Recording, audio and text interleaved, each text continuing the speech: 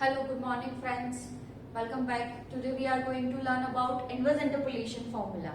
पर उससे पहले हम प्रीवियसली जो हमने पढ़ा था उसके बारे में थोड़ा रिवाइज करते हैं. प्रीवियसली हमने पढ़ा था लैग्रेंज इंटरपोलेशन फॉर्मूला. तो लैग्रेंज इंटरपोलेशन फॉर्मूला क्या था? f of x is equal to x minus x1. मतलब कि फर्स्ट क्या कंसीडर करना है? जीरो को कंसीडर करना है. अगर हम जीरो को कंसीडर करके चलते हैं तो फर्स्ट x जीरो के अलावा सबको x में से माइनस करना है.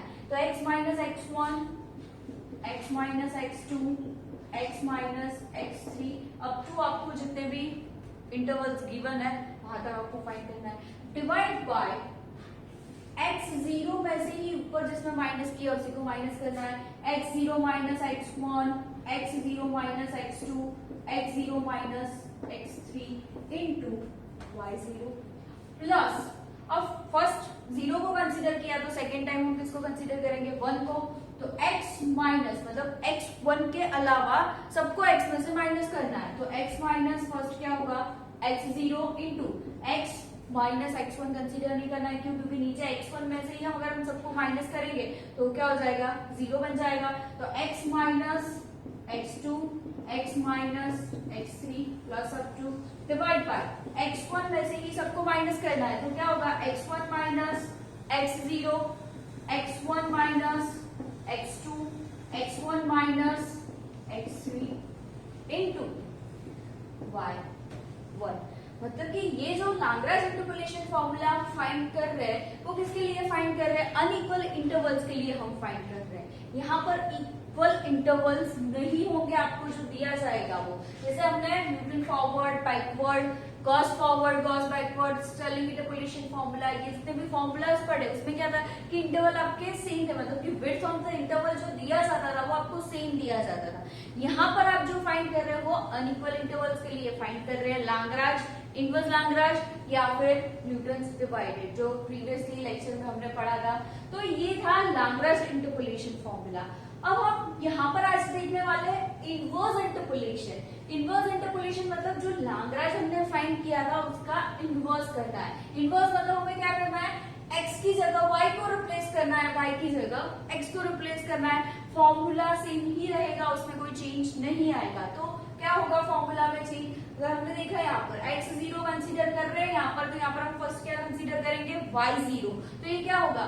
y जीरो में से सबको माइनस करना है y जीरो के अलावा, और ऊपर y में से y जीरो के अलावा सबको माइनस करो.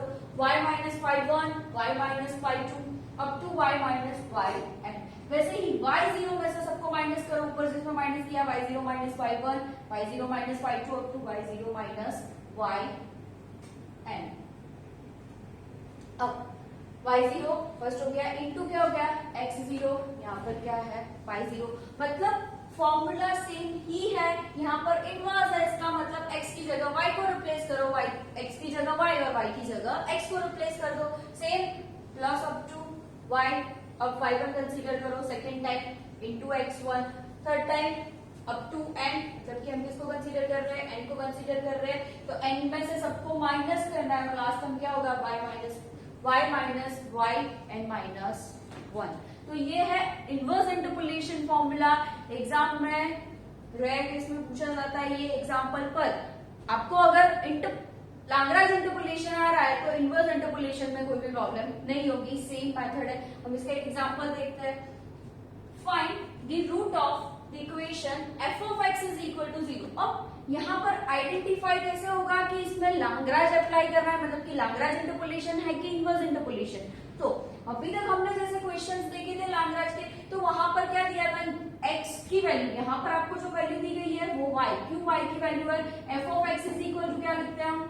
y लिखते हैं. इक्वेशन हमारा f of x is equal to y. मतलब कि यहाँ पर हमें किसकी वैल्यू गिवन है? y is equal to 0 या f of x equal to 0, दोनों सेम चीज है. तो यहाँ पर y की वैल्यू 0 है, उसी टाइम पर हमें x की वैल्यू फाइंड करनी है. यहाँ पर जो है वो x और y की वैल्यू x y और y. तो यहाँ पर हमें y की वैल्यू गिवन है और x के लिए हमें फाइंड करना है. जैसे लैग्रेंज इंटरपोलेशन में क्या होगा? आपको x की वैल्यू गिवन होगी कोई भी और y के लिए आपको फाइंड करना है. ये डिफरेंस है, आपको पता चलेगा कि लैग्रेंज इंटरपोलेशन अप्लाई करना है या इनवर्स इंटरपोलेशन फॉर्मूला अप्लाई करना है, क्योंकि किसी में स्पेसिफाई शायद नहीं किया जाए कि आपको कौन सी मेथड अप्लाई करनी है। तो ये क्वेश्चन से आपको पता चलता है कि आपको यहाँ पर कौन सी मेथड अप्लाई करनी है। Given that f of 30 is equal to -30, मतलब कि ये टेबल के फॉर्मेट में नहीं है, तो पहले तो इसको हम टेबल के फॉर्मेट में कन्वर्ट करते हैं।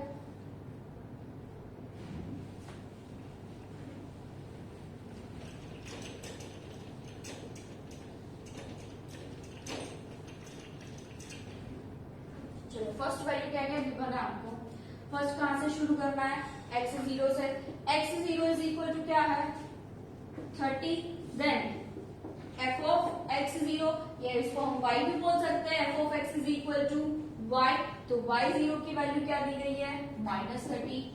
वैसे ही second x1 is equal to 34, then y1 is equal to -13।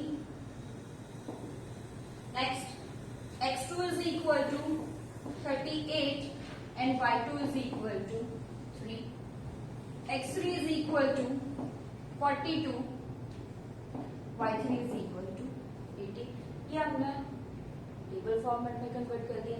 अब आप ये इंटरवल्स देख सकते हो, इसमें डिफरेंस नहीं है, मतलब कि हर बार जरूरी नहीं कि ये इक्वल सेम ही हो या डिफरेंस भी हो सकता है।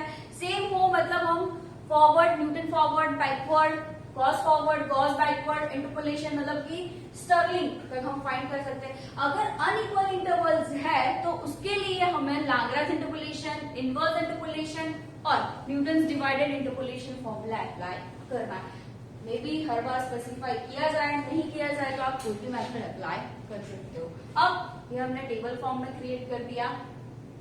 यहाँ पर इसका एग्जाम्पल सॉल्व करते हैं। फॉर्मूला क्या होगा, अभी 4 स्टेप्स है, मतलब 4 इंटरवल है, तो हमारा टेबल भी कहां तक रहेगा 4 इंटरवल तक रहेगा।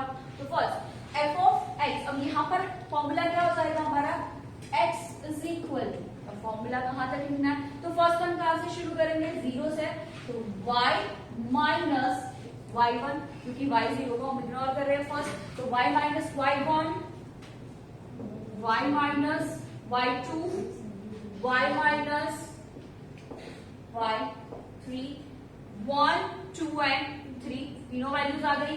अब y0 में से इसको माइनस करेंगे, y0 minus y1, y0 minus y2, y0 minus y3। y0 में से 0 को माइनस नहीं कर सकते क्योंकि आंसर 0 बन गया।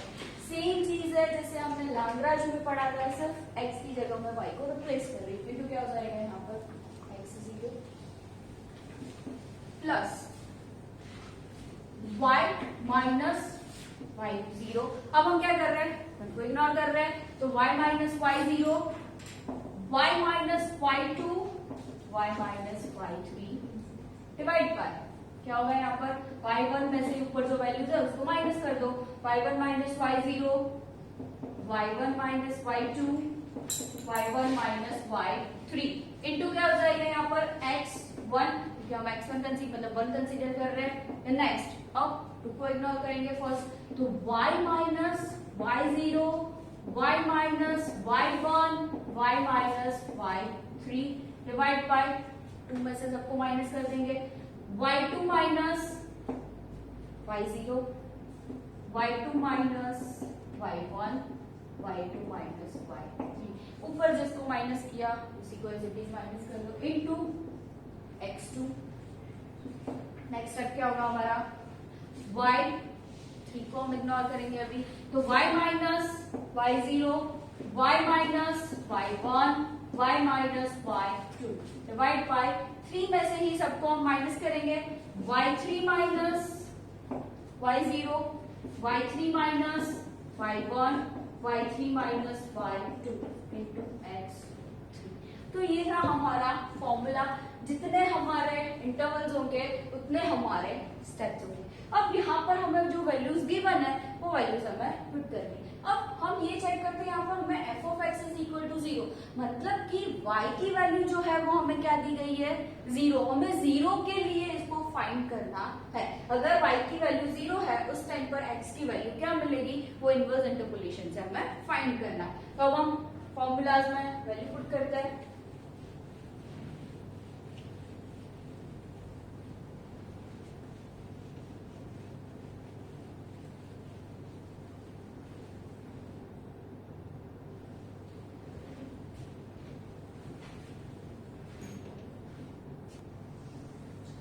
Is equal to values put करते हैं, हमें यहाँ पर क्या दिया था, f of x is equal to 0, मतलब कि y इज इक्वल टू क्या पुट करना है, हमें 0 पुट करना है।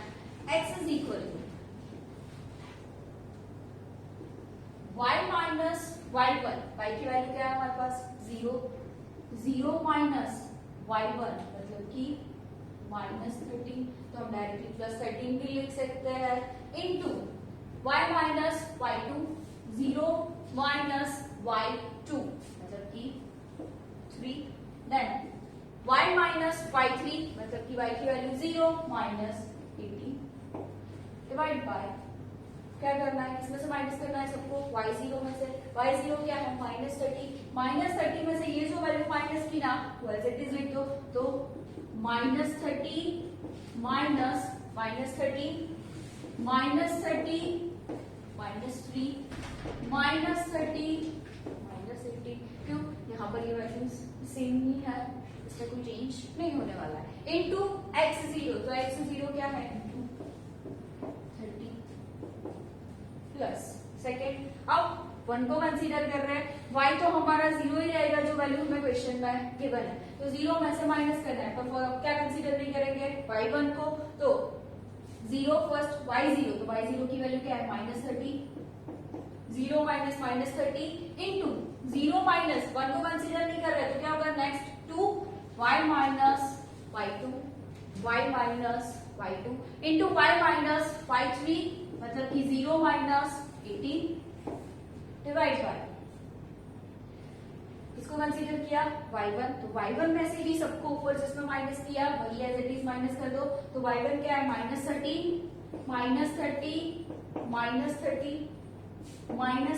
Into sorry -30 -3 -30 -18 as it is into x1 की वैल्यू क्या है हमारे पास 34 प्लस, अब नेक्स्ट y माइनस y0, अब 2 को कंसीडर कर रहे हैं हम, 2 को लेके चल रहे हैं, तो 2 के अलावा सारी वैल्यूज माइनस कर दो, तो 0 minus -30 0 minus -13 then 0 minus 18 divide by y2 को कंसीडर करके चल रहा है, -13 में से सबको माइनस कर दो, सॉरी 3, y2 क्या है हमारा 3 है, तो 3 में से सबको माइनस कर दो, 3 minus -30 3 minus -13 3 minus 18 into x2 की वैल्यू क्या है हमारे पास 38 plus last term y minus y0 y minus y1 मतलब कि अब 3 को कंसीडर करके चलना है, तो 0 माइनस -30 0 माइनस -30 0 माइनस 3, तो 18 को 18 में से ही मतलब कि y3 माइनस सबको माइनस करेंगे, तो y3 क्या है 18, तो 18 minus -30 18 minus -13 18 minus 3 into x3 की वैल्यू क्या है 42, तो ये है हमने वैल्यूज पुट की। एक्चुअली क्वेश्चन दिखने में सिर्फ लेंथी लग रहा है, पर क्वेश्चन बहुत ही इजी, आपके पास सारी वैल्यूज गिवन है, सिर्फ फॉर्मूला में आपको वैल्यूज पुट करनी है। अब स्टेप बाय स्टेप एक एक टर्म का कैलकुलेशन करो। फर्स्ट टर्म जो हमने सॉल्व किया उसका आंसर जो है वो मिल रहा है -0.782। देन सेकेंड टर्म जो आप सॉल्व कर रहे हैं, सेकेंड टर्म का आंसर में मिल रहा है +6.5323। वैसे ही हम सेकेंड टर्म सॉल्व कर रहे हैं। देन थर्ड टर्म डायरेक्टली आप एक ही बार में कैलकुलेट इसको कैलकुलेट कर सकते हो, इसमें कोई प्रॉब्लम नहीं होगी। एक ही बार में करना है, एक ही स्टेप, सारे साथ में करने जाओगे तो प्रॉब्लम बढ़ जाएगी, आप लोगों की कैलकुलेशन में प्रॉब्लम होगी, पॉइंट में प्रॉब्लम आएगा, पॉइंट में डिफरेंस आएगा। देन थर्ड टर्म का जो आंसर है 33.6818, ये हमारा third term. Then fourth term जो है उसका आंसर आ रहा है 2.2016। ये स्टेप बाय स्टेप करते जाना। पॉइंट के पीछे 4 डिजिट ही कंसीडर करना है। जैसे इसमें आपको जितने भी आंसर्स मिल रहे हैं, इसमें इतने लेंथी भी आंसर्स नहीं मिल रहे होंगे आपको। देन इसको सॉल्व करो, एडिशन सब्ट्रैक्शन 37.2305, ये होल्ड अप का डायरेक्ट आंसर है। मैंने डायरेक्टली यहाँ पर आंसर लिखा है, आपको कैलकुलेट करके ही आंसर लिखना है आपको। ये भले ही मैंने कैलकुलेशन डायरेक्ट दिखा दिया, पर आपको एक बार चेक करनी है कि ये कैलकुलेशन सही है कि गलत। सही ही है कैलकुलेशन। नेक्स्ट, थैंक्स, आंसर किसके लिए मिल रहा है 37 पॉइंट। ये किसके लिए फाइंड किया हमने, x के लिए फाइंड किया, पर उस टाइम पे हमारा y क्या था, 0 था। तो hence the root of f of x is equal to 0 is 37.2305, मतलब कि x के लिए हमें ये आंसर मिल रहा है। तो डिफरेंस यही हुआ सिर्फ लाग्रांज और इनवर्स लाग्रांज में, कि ज्यादातर क्वेश्चंस लाग्रांज इंटरपोलेशन के पूछे जाते हैं, इनवर्स इंटरपोलेशन में सिर्फ x और y को रिप्लेस कर देना है, x की जगह y और y की जगह x। बाकी फॉर्मूला में भी कोई इतना चेंजेस नहीं है। आई होप आप लोगों को ये मैथड समझ आई होगी। Thank you so much, have a nice day.